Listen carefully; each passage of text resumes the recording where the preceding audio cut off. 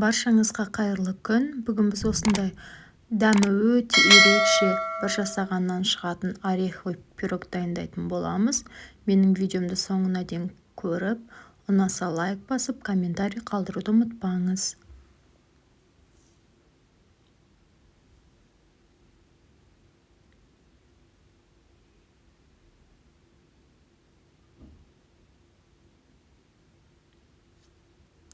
Алдымен бізге 300 грамм ұнға 1 шай қасық разрыхлителімізді саламыз.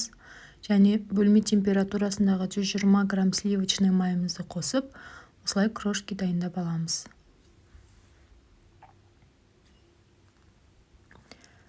Және 3 жұмыртқаның ағы мен сарысын бөліп аламыз. Сарысына 100 грамм қаймағымызды қосып, тесто дайындаймыз.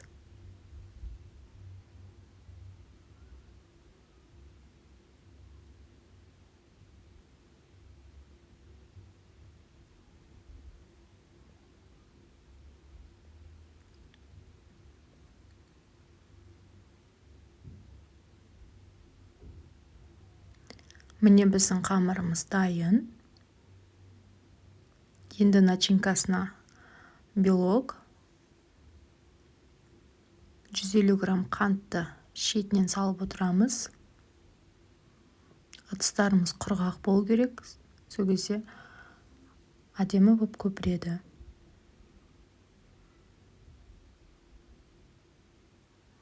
Міне біздің креміміз дайын.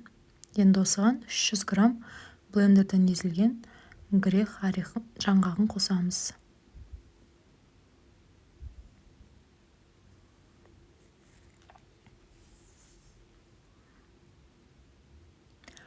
Қамырымызды бір үлкен және бір кіші бөлікке бөліп аламыз.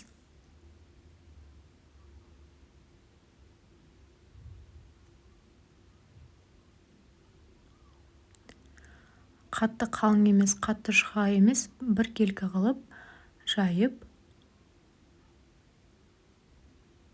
Менде формамның диаметрі 24 сантиметр. Осының шетіне бортиктарына барлығына жеткізіп, артық жерлерін кесіп аламыз.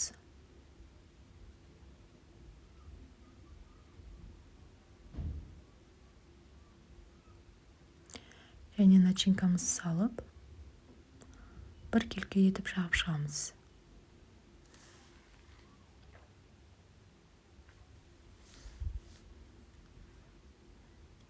Кішкентай бөлігін жайып, пирогымыздың бетіне бір келкі етіп жабысып шығамыз.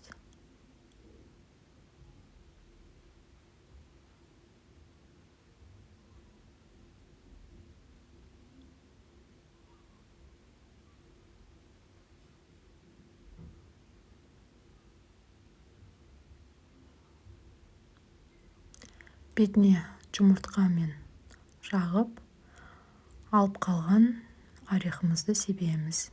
Және қызып тұрған 180 градуста 30 минутта пісіріп аламыз. Жасап көріңіздер, өте керемет, дәмі тіл үйіреді.